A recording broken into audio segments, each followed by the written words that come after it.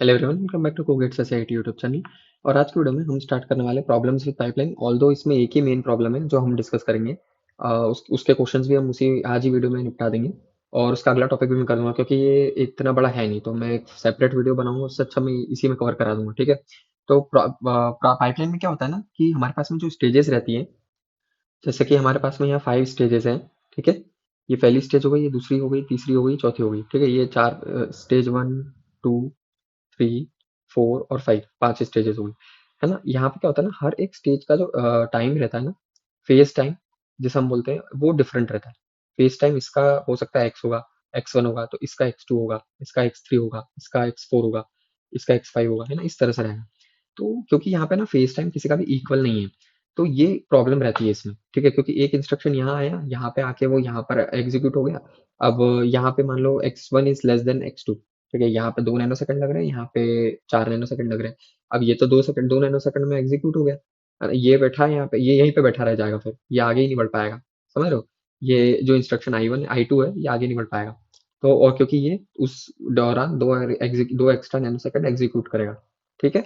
तो ये चीज होती है, ये चीज का इशू आता है। तो क्योंकि हमें स्ट्रीमलाइन करना रहता है, तो हम इसके लिए यूज करते हैं पाइपलाइन, बफर। बफर क्या करता है, हर एक स्टेज के बाद में ना हम एक स्टेप का एक बफर रेडी कर देते हैं। वो बफर क्या करता है, वो जो भी पाइपलाइन का हमारा वो रहता है टाइम, उसको बराबर कर देता है। कि अगर यहाँ 2 नैनो सेकंड लग रहे हैं, यहाँ 4 लग रहे हैं, तो ओवरऑल टाइम जो रहेगा, एग्जाम्पल के लिए एक और हम लगा देते हैं, और यहाँ हमारा बफर है, यहाँ पे हो गया हमारा लेट से 6 नैनो सेकंड। तो इन सभी का जो बफर हम इस तरह से सेट करेंगे कि इसका टाइम एग्जीक्यूशन का हो जाए हमारा 6 नैनो सेकंड, इसका भी 6 नैनो सेकंड हो जाए। ठीक है। इसका भी 6 नैनो सेकंड हो जाएगा, इसका भी 6 हो जाएगा, और ये तो 6 है ही। तो जो हाईएस्ट रहता है ना, हाईएस्ट वाले के अकॉर्डिंग हम लोग इसे सेट करते हैं। ठीक है। तो ये चलता है इस तरह से, हम लोग इस प्रॉब्लम को, ये प्रॉब्लम है और इसको हम इस तरह रिजॉल्व करते हैं। ठीक है। अब एक क्वेश्चन देख लेते हैं, उसके पहले ये इंपॉर्टेंट पॉइंट्स हैं। इसमें सबसे पहला आता है एक स्पीड अप का फॉर्मूला। स्पीड अप क्या बोलता है, for very large number of instructions हम जो स्पीड अप निकालते हैं, उसमें जो रहता है वो क्या होता है, time to execute single instruction in non pipeline divided by the phase time. Phase time हमारा क्या हो गया, जो हमने अभी निकाला था। ठीक है। जो लार्जेस्ट टाइम रहता है पाइपलाइन में। ठीक। वो हो गया हमारा फेज टाइम। उसके बाद में ये एक पॉइंट हो गया। दूसरा पॉइंट ये है कि अगर सिंगल इंस्ट्रक्शन है, तो उसके अंदर जो नॉन पाइपलाइन का टाइम रहता है, that is always less than the pipeline time. ठीक। और जो अगर एक से ज्यादा इंस्ट्रक्शन है, तो नॉन पाइपलाइन का time is greater than the pipeline time. ठीक है। तो ये हो गया हमारा नॉन कुछ इंपॉर्टेंट पॉइंट्स। अब एक क्वेश्चन देख लेते हैं। ये क्वेश्चन जो है, ये गेट में आया हुआ है। गेट में क्वेश्चन पूछा हुआ है। इसमें क्वेश्चन में क्या बोला हुआ है कि processor takes 12 cycles to complete an instruction corresponding pipeline processor uses 6 stages. ये नॉन पाइपलाइन का दिया है। ठीक है। ये मेंशन नहीं है, but this is for non pipeline. और ये जो दिया है, ये पाइपलाइन का दिया हुआ है। पाइपलाइन का क्या दिया है, 6 स्टेजेस हैं जिनका एग्जीक्यूशन टाइम ये दिया हुआ है। ठीक है। These many cycles respectively. What is the asymptotic speed up assuming that a very large number of instructions are to be executed? तो यहाँ इन्होंने क्लियरली बोल दिया कि भाई इंस्ट्रक्शंस जो है बहुत लार्ज नंबर ऑफ इंस्ट्रक्शंस है। ठीक है। लार्ज नंबर ऑफ इंस्ट्रक्शंस है, तो उसके लिए हम लोग क्या करते हैं, हमारा नॉन पाइपलाइन का जो टाइम दिया हुआ है डिवाइडेड बाय द पाइपलाइन का टाइम हाईएस्ट जो है, तो हमारा आंसर आ गया 2। तो 2 will be the speed up, that's it. ठीक है। इस तरह से हम लोग इन क्वेश्चन को सॉल्व करते हैं। अब अगला देख लेते हैं, इम्प्लीमेंटेशन ऑफ पाइपलाइन कैसे होती है। तो वही जो मैंने बताया सॉल्यूशन आपको, वही हम इम्प्लीमेंट करते हैं। तो इसमें लिखा हुआ है जैसे, to implement pipeline buffers are introduced between the phases. Buffer makes the time for each phase equal.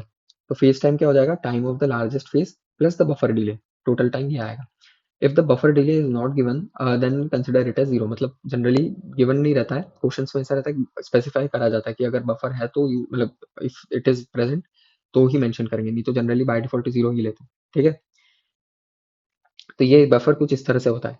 ठीक है। हम लोग एक हमारा मान लो फर्स्ट फेज हो गया, या फर्स्ट हमारा स्टेज हो गया, उसके बाद में एक बफर आ गया।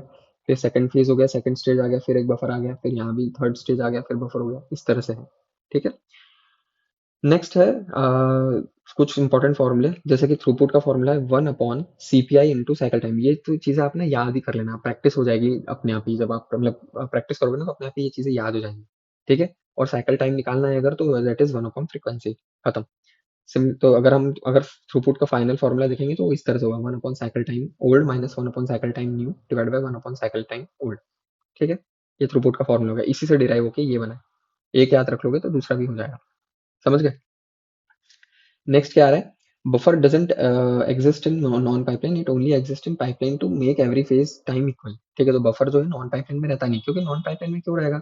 नॉन पाइपलाइन में हमेशा ही सारे फेजेस से गुजरता है हर एक इंस्ट्रक्शन, और उसको टोटल टाइम हर एक फेज का लग रहा ही है, तो उसमें तो बफर लगाने का कोई फायदा ही नहीं है ना?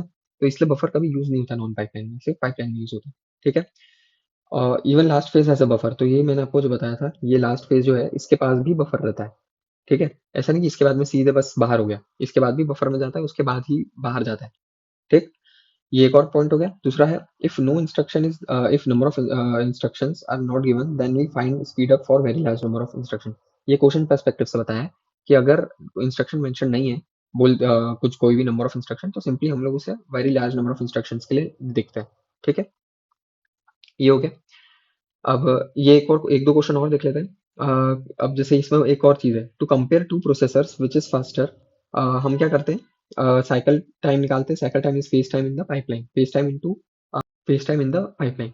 ठीक है, अब अगर हमें किसी दो प्रोसेसर को कंपेयर करना है, तो हम क्या करते हैं? We find it cycle time lesser the cycle time, faster the processor and faster its frequency. ठीक है, साइकिल टाइम जिसका कम रहेगा वो प्रोसेसर फास्टर रहेगा, और उसकी फ्रीक्वेंसी भी ज्यादा रहेगी। ठीक है, अब एक और क्वेश्चन देख लेते हैं। Consider an instruction pipeline with four stages with stage delays of 5 nanoseconds, 6 nanoseconds and, मतलब ये सभी दिए हुए हैं। What is the approx speed up in the pipeline in steady state under ideal conditions as compare to corresponding non pipeline implementation. ठीक है, तो अगर इस तरह के क्वेश्चन आते हैं, जो कि कई बार आते हैं, ये तो ये वाला भी सिमिलर टाइप का क्वेश्चन है, ये भी गेट में आया हुआ है ना? अभी मैं इसको भी सॉल्व कराऊंगा। इसमें क्या होता है ना, अगर इसमें सिंपली स्टेजेस दे दिए ना, स्टेजेस में भी आपको कुछ नहीं करना है। नॉन पाइपलाइन में सारी स्टेजेस ऐड अप हो जाएंगी। ठीक है, तो ये सारी स्टेजेस ऐड अप हो गई, डिवाइडेड बाय द पाइपलाइन में सिर्फ लार्जेस्ट वाला लेंगे, डिवाइडेड बाय 11, तो ये हमारा आंसर होगा। खत्म। ठीक है, सिमिलर वे में यहाँ पर देखो, a four stage pipeline has stage delays as this। ठीक है, ये given है 150, 120, 160, 140 resistors that are used between the stages have a delay of 5 nanoseconds, assuming constant clocking rate, total time taken for the processor of 1000 data items on the pipeline will be। ठीक है, तो हमने पहले क्या करा? Phase time निकाल लिया। ठीक है, फेज टाइम क्या होगा पाइपलाइन वाले में? 160 प्लस 5, क्योंकि हमें बफर भी ऐड करना पड़ता है।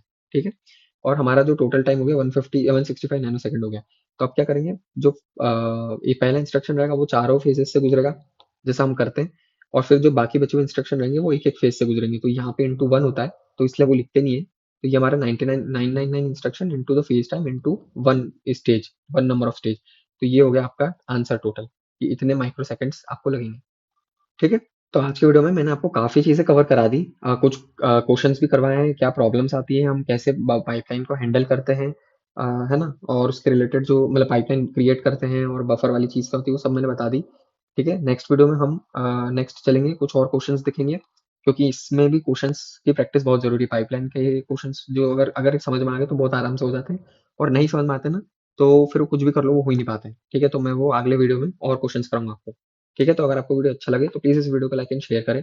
चैनल को सब्सक्राइब ज़रूर करो, और मुझे बताएँ मैं कैसे इंप्रूव कर सकता हूँ। Thank you.